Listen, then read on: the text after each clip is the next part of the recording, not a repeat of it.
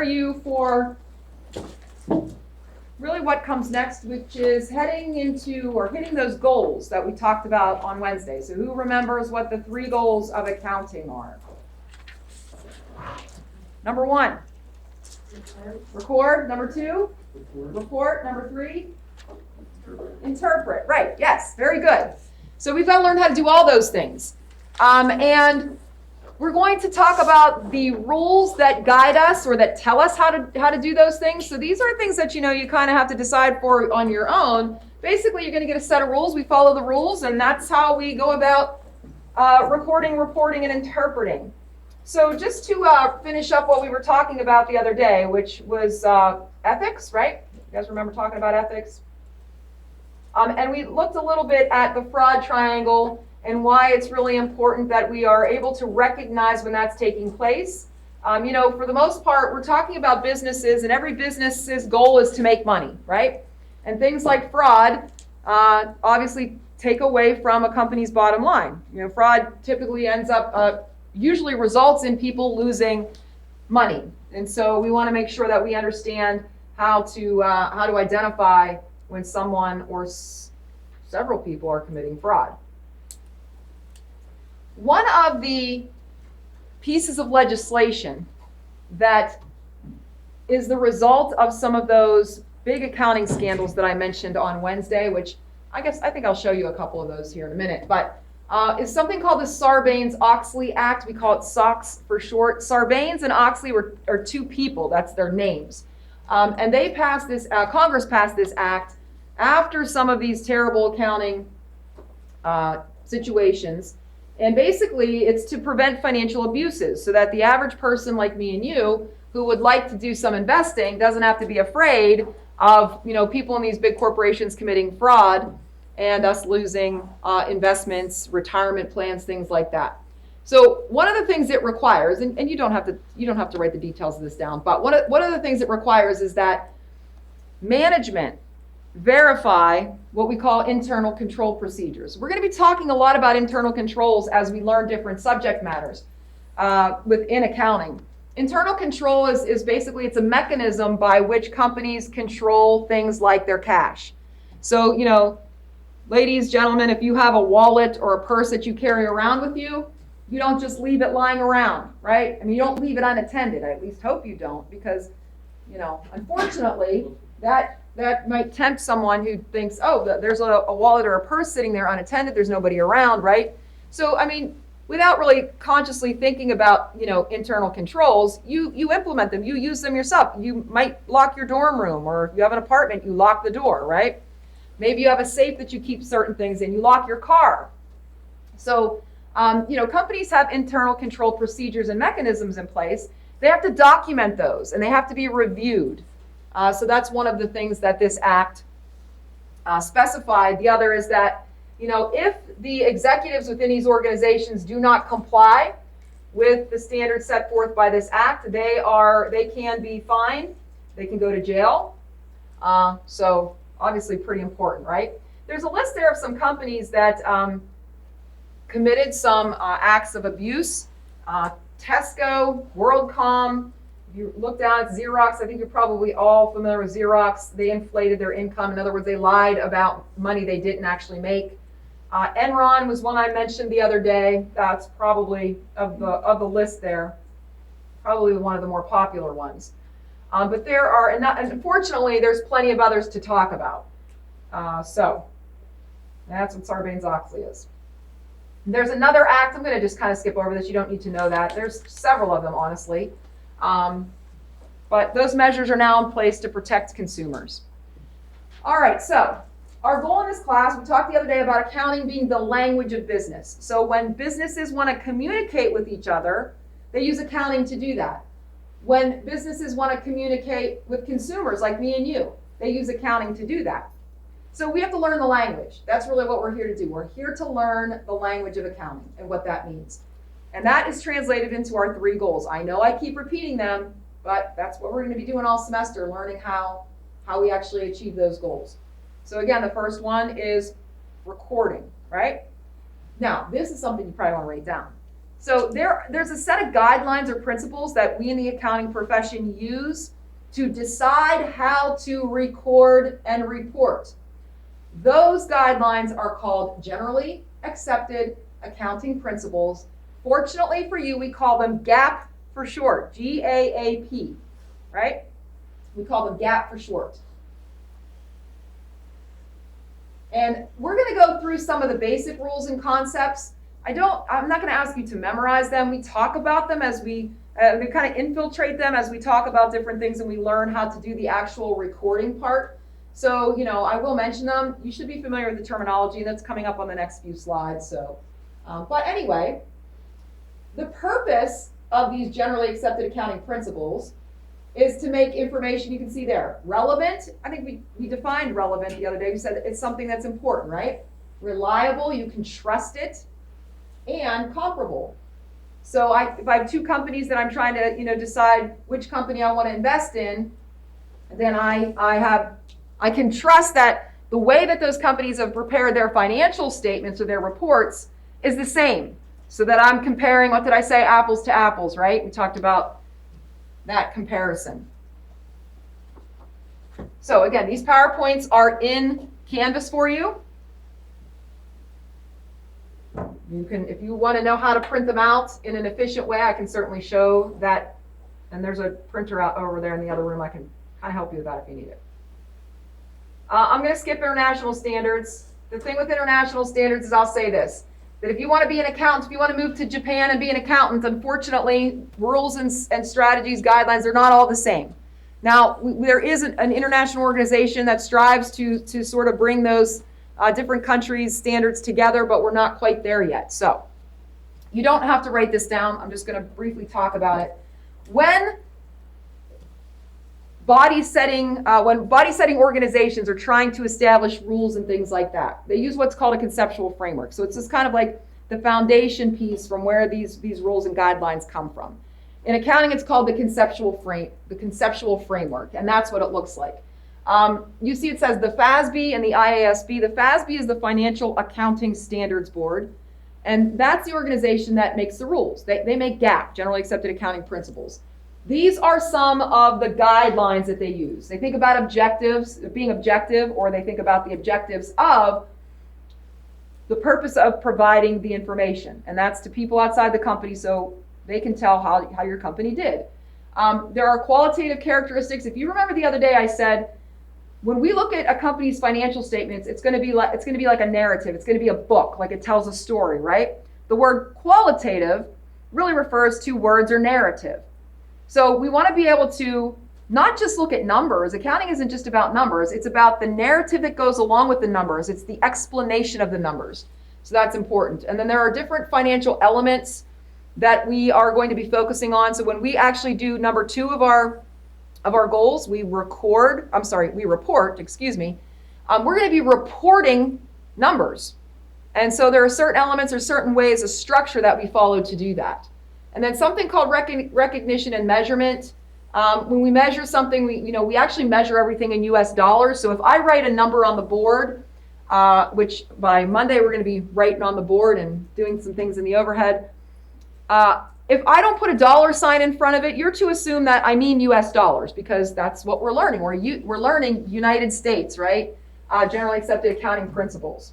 I don't really know any other countries' accounting, so on the next few slides, you're just going to see the different principles and assumptions that guide our rules. I don't want you to spend a whole lot of time taking notes because these are in the PowerPoints in Canvas, and I just want to briefly talk about them, and I will revisit them. Okay, so when we're actually doing some problem solving, we're going to apply a lot of these things, so just want you to pay attention for now. So general principles, they're just basically the guidelines that we use for preparing what we call financial statements or reports. So that's our number 2, right? So we record, we report, and then we interpret what we've reported. Specific principles are going to tell us exactly how to record. So when I have an event that takes place in my business, how do I know if I should be writing it down, which is what I mean by recording, and how do I know how to write it down? Like what information do I have to provide about that event? So that's what principles are going to help me to do, figure out exactly what and how I record the event or the transaction.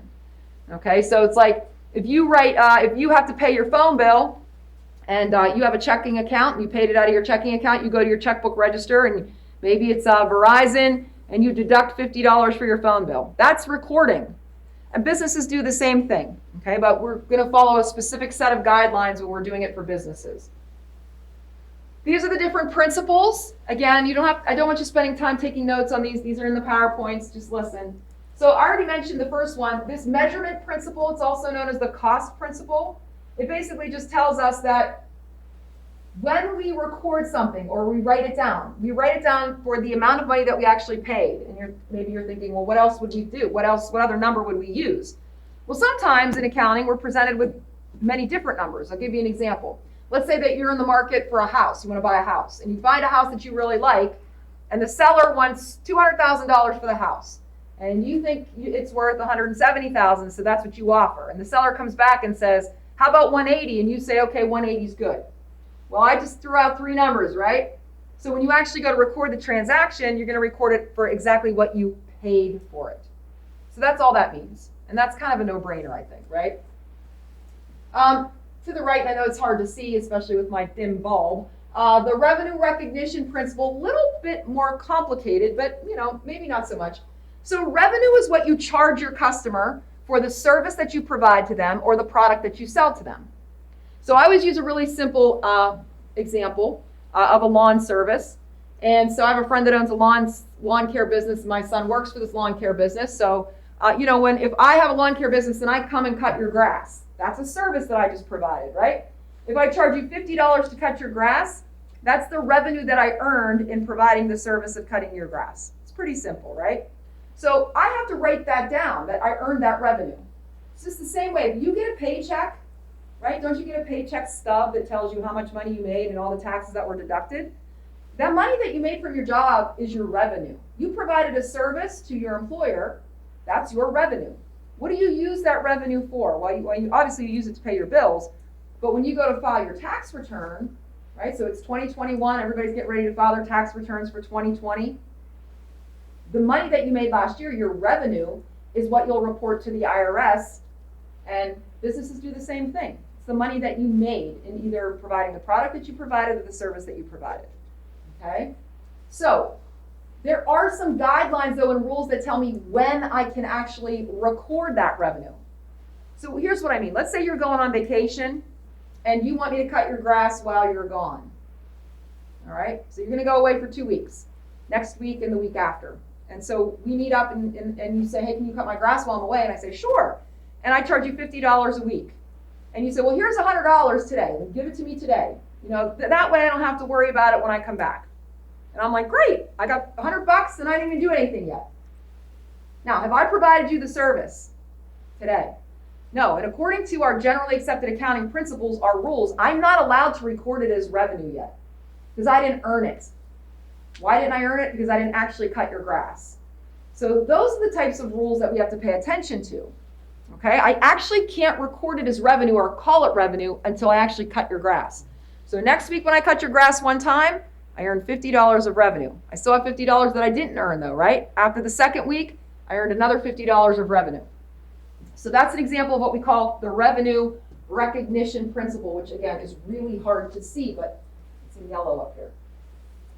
Down in the lower corner, we have something called the expense recognition principle. And you think of expenses this way. In order for me to be able to make money cutting your grass, I've got to incur some expenses first. Can you think of any kind of, what would I have to spend money on just to be able to cut your grass? Gas to put in my lawnmower, right? What else? The lawnmower itself, yep. What else? Anything else? I mean, that's basic, but yeah, you guys get it. Yeah, like if I have a truck or something, right? I'm going to load my mower up on and I got to drive to get to your place. You guys get the idea though, right? I've got to spend money just in order to be able to make some money. So expenses represent the money that I spent in order to provide the service or the product. All right?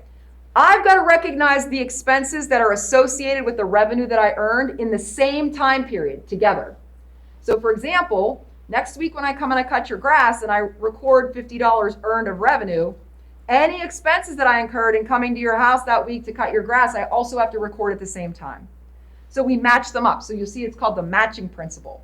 My revenues, my expenses have to stay together in the same period of time. So it might be the same month, the same quarter, the same year, whatever time period I'm looking at. Make sense? Okay. And then last, full disclosure. You know those people that tell you everything about their lives and you're not really necessarily interested in hearing everything about their lives? You ever meet any of those people?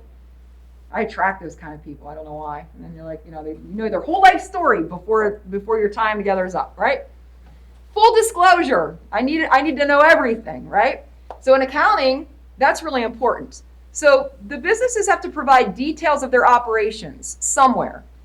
They don't fit nicely on these reports that we're going to do, because the reports that we're going to create are mostly numbers, quantitative, they're mostly numbers. But there will be additional places where we have to, again, here's the word narrative, where we have to describe what happens, okay? So that's what we mean by full disclosure. I need the details of what's going on in the company. Certain assumptions that we make about businesses, and this is just exactly what they are. They're assumptions, okay? And again, this doesn't necessarily affect how we record things or how we report, but these are the things that are we just assume as we go along. So something called the going concern assumption basically means that if I'm preparing financial statements, reports for a company, I assume the company is going to operate indefinitely. In other words, I have no reason to believe the company is going to close. If I do have reason to believe that the company is going to close its doors, I've got to approach the recording and the reporting differently.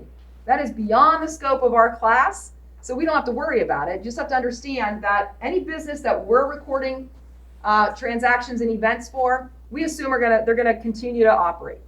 Okay? Monetary unit assumption, I already talked about this. We're talking about US dollars here. I don't put dollar signs in front of every single number.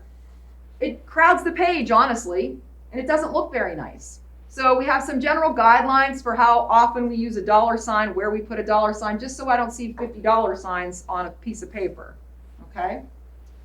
The business entity assumption. A business is accounted for separately from other business entities, including its owner. So for example, let's say that I own a tax preparing company, okay? I have a side business or something like that. I need to keep the records for the tax business separate from my personal records. I used to work in a tax office, and people are interesting, as you probably know, if you work with the public at all. And we used to have a gentleman that would come in, and he'd have a cardboard box. It's like a cardboard box, and all of his receipts from the whole year would be in this cardboard box. And we used to try to hide, because nobody wanted to actually wait on him, because we just knew what it meant. We had to go through, and it was 1 year's worth of receipts. He owned a business. And he would try to slip things in there that he was, wanted to deduct as business expenses that were not business expenses, like, alcohol purchases and all kinds of other good stuff. But he was kind of a pain. So, and we charge by the hour. So I guess that's really, where we kind of got revenge on him, I suppose. But they used to bring this cardboard box and just, of slips. You have to keep it separate. Okay, you have to keep it separate. And then lastly, time period assumption. So we have to be really aware when we're talking about a company and we're talking about the company's performance. For what period of time are we talking about the company's performance, right? Is it a month? Is it a quarter? Is it a year? So, if somebody said to you, how much money do you make? Couldn't you answer that in a variety of different ways? You could say how much you made by the hour, by the week, or by the year, right? And for the most part, without saying it's an hourly wage, it's a weekly wage, it's an annual wage, you could probably figure it out, but for some companies, if a company says they make $100,000, that could be a week, right? That could be a month, that could be the whole year. So we have to know specifically the time period for which we're actually doing the recording and the reporting. There are 3 basic forms of a business, and the reason I show this to you is not so that you can pay attention to all the pros and cons. It's so that you understand that when we record events and transactions, when we're looking at businesses, we're talking about corporations. They are more complex than a proprietorship, and a proprietorship is, some of you may want to be entrepreneurs, and excuse me, the old phrase, I want to own my own business, right? Oftentimes, that's how people start out, a single owner, one owner, okay? Partnerships are 2 or more people joined together to form a business. Corporations are a little bit more complex. They are actually their own taxing entity. So if you own a corporation, your corporation files a tax return and you file a tax return for your personal income. If in my business, even though I keep my records separate in my tax preparation business, ultimately the money that I make from my tax service shows up on my personal tax return, but I still have to calculate it separate. So it gets a little bit complex when it comes to taxes and things like that. There are other forms of businesses. These are not the only three. They are the main three that we talk about. The assumption is that you understand when I'm talking about businesses and we're looking at examples that we're referring to corporations. And just one more thing before we get down to business here. Something called constraints, accounting constraints. So a constraint is like a limit, right? When you think of constraints, think of limits. So there are two constraints that we have to consider when we're recording and reporting, right? There's a lot to consider, actually. The first is something called materiality. And sometimes it's hard to decide, what it is that we're supposed to record and report on. And we have to decide if something is material or not. And I like to describe it this way. If it would impact you financially, negatively or positively, it doesn't matter, then it's material. So I'll use an example. So if let's say I said to you, can I borrow $5? I promise I'll pay you back next week. Okay? There may be some of you in this room that would be like, sure, here's $5, no problem. And you do that because you think, well, if she doesn't pay me back, oh well, it's only $5. Others might think, no, I don't know this lady at all. It's like the third day I met her, and so I don't know if she's going to actually pay me back. And I work, I pay for my own books. I don't get any help from any. I need every penny.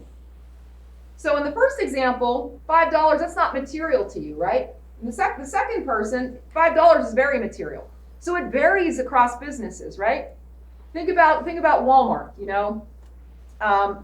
Is $1 million material to Walmart?